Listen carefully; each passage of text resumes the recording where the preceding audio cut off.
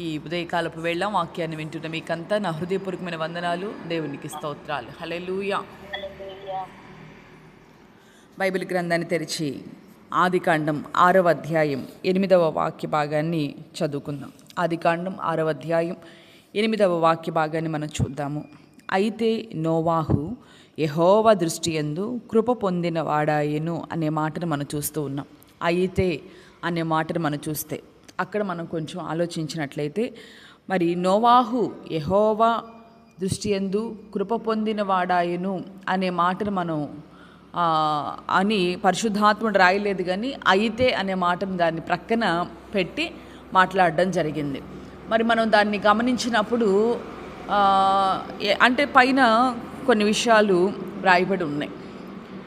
అయితే నోవాహు చూడండి, అంటే మన పేరు పక్కన పెట్టి లేకపోతే మరొకరిని అన్నప్పుడు అంటే పక్కన ఉన్నవారు అంటే ఒకరు మంచివారంటే ఇంకొకరు చెడ్డవారనే కదా. అట్లాగే మరి అయితే నోవాహు కృప పొందుకున్నాడంటే పైన మనం చూస్తే, మరి దేవుడు ఒక రోజున మరి ఆయన కనుదృష్టి భూమి అంతా సంచారం చేస్తున్న ఆ వేళ నరులు చెడుతనం భూమి మీద చాలా, మరి నరుల్లో చెడుతనం విస్తరించిన సమయం, ప్రాముఖ్యంగా వారంతా నరులు చెడ్డవారుగా మార్చబడ్డారు. వారి హృదయ ఆలోచన చెడిపోయినట్లుగా దేవుడు చాలా సంతాపపడటం మనం చూస్తాం. సంతాపడటమే కాదండి, ఆయనకి విపరీతమైన కోపం వచ్చేసింది. ఎంతటి కోపం అంటే, ఎవరిని చూసినా వీడిని చంపేయాలి, దీన్ని చంపేయాలి, వీటిని చంపేయాలి, వీటిని నాశనం చేయాలి అన్నట్లుగా ఆయనకి పూర్తిగా అందరినీ చంపేయాలి, వీటిని అసలు లేకుండా చేయాలి భూమి మీద అనుకుంటున్న వేళ ఒక్కసారిగా ఒక అతని మీద ఆయన దృష్టి పడినప్పుడు, అంత కోపపడుతున్న వేళ అతని మీద దృష్టి పడినప్పుడు అతను మాత్రమే కృప పొందుకున్న వాడికి కనపడ్డాడంట. హల్లెలూయా.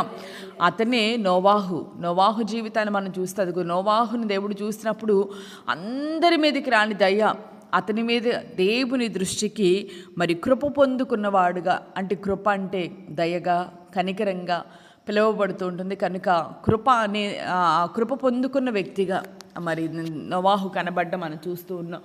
అయితే ఈ ఉదయకాలం మనం గమనించినట్లయితే కృప పొందుకున్న నోవాహు జీవితం ఏంటో మనకు తెలుసు.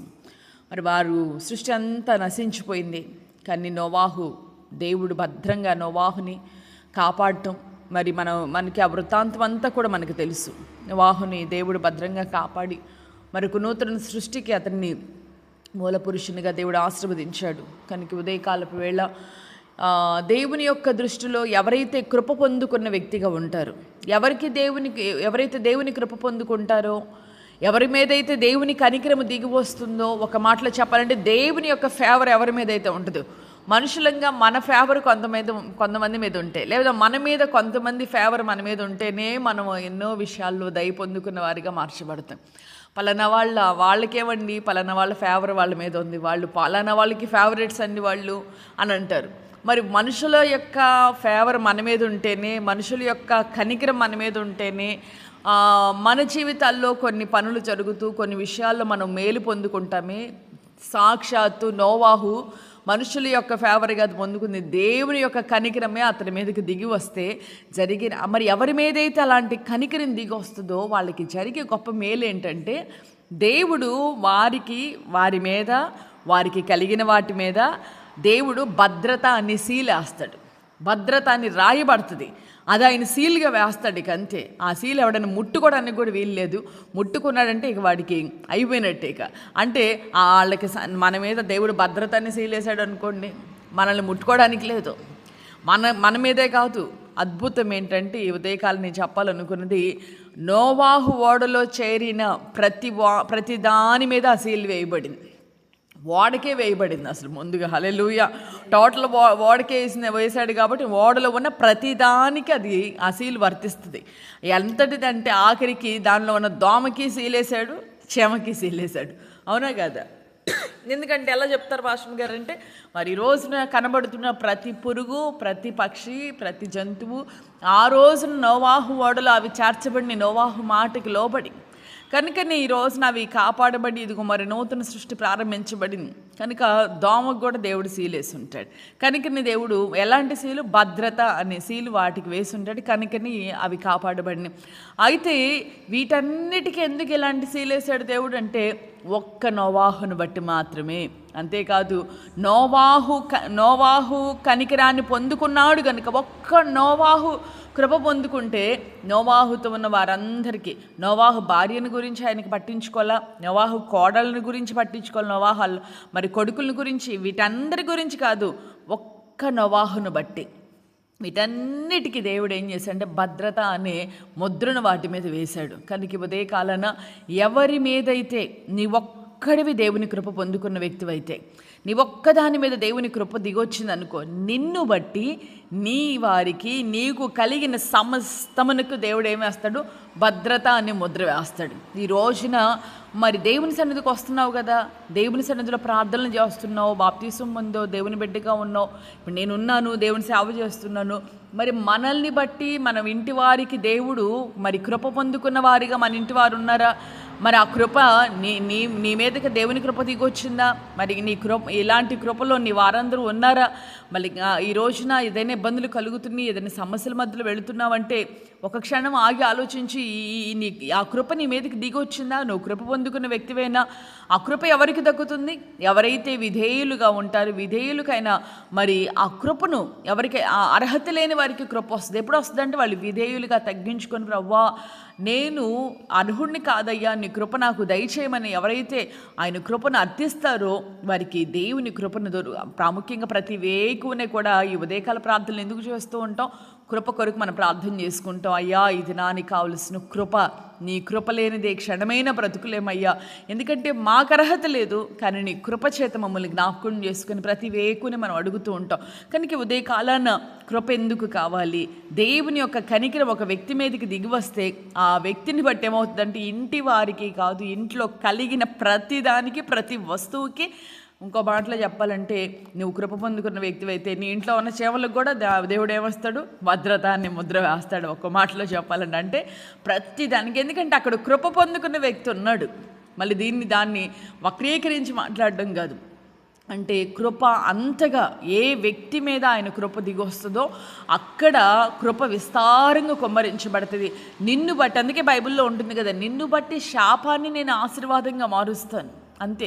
కనుక మనల్ని బట్టి అక్కడ శపితమైన అనుభవాలు ఏమున్నా కూడా అవి ఆశీర్వాదంగా మార్చబడతాయి.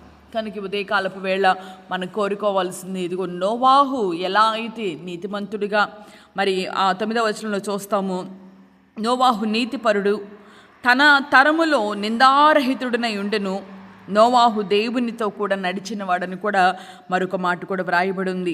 దేవుడు చూడండి, అక్కడ షేము, హాము, యాపోతను 3 కుమారులు ఉన్నారు. వారి యొక్క నీతిని బట్టి కాదు, వారిని బట్టి కాదు, అదిగో నీతి పరుడంట, తన తరములో నిందారహితుడిగా కనబడ్డాడు. అంతమంది తరములు దేవుడు ఆయన్ని చూసినప్పుడు నిందలేని వ్యక్తిగా, నిందారహితుడుగా దేవుని దృష్టిలో కనబడ్డాడు. కనుక అతడు దేవుని యొక్క కృపను పొందుకున్నాడు.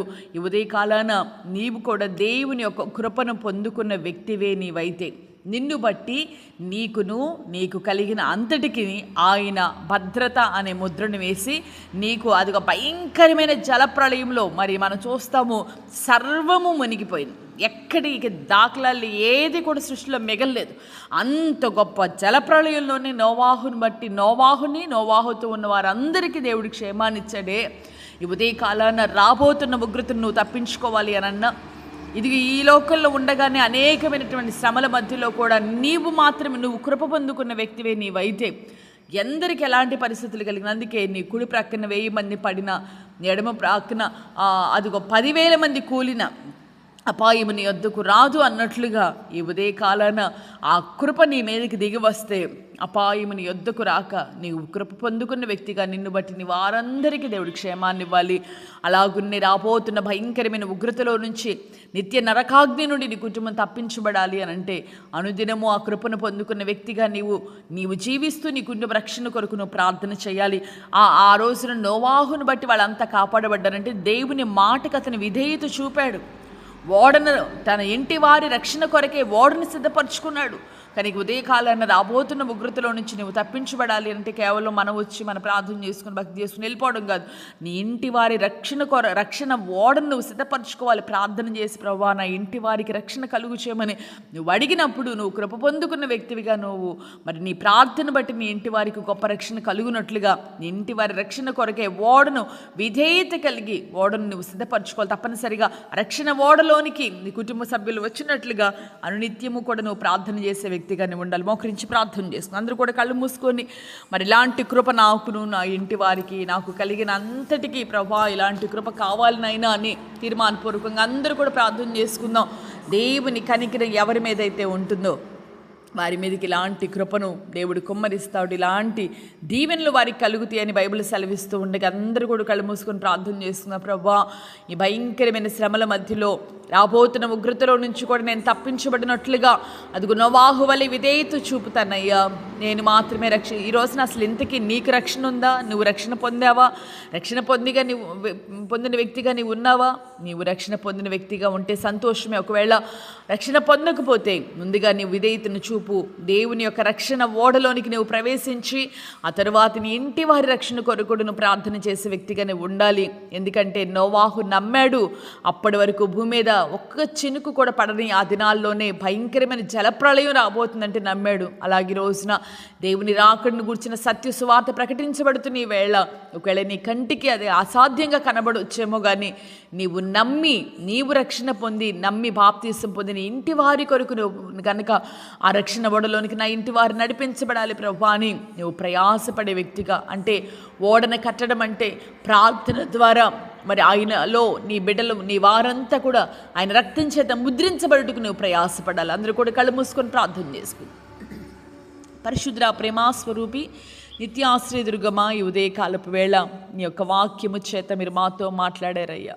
ఇదిగో తండ్రి నోవాహు నీతిపరుడును అలాగే నిందారహితుడుగాను తన తరములో ప్రభా నిందారహితుడిగా ఉన్నాడని ఎన్నో విషయాలు మీరు మాతో తెలియజేస్తూ వచ్చారు. ప్రత్యేకంగా నోవాహు కృప పొందుకున్నవాడని ప్రభా నీ లేఖనాలు సెలవిస్తూ ఉన్నాయ్యా. నిజమే తండ్రి, కృప పొందుకున్న నోవాహును బట్టి తనతో ఉన్నవారికి మీరు ఇచ్చిన క్షేమాన్ని మీరు తెలియజేసిన విధానాన్ని బట్టి స్తుతిస్తున్నాను అయ్యా.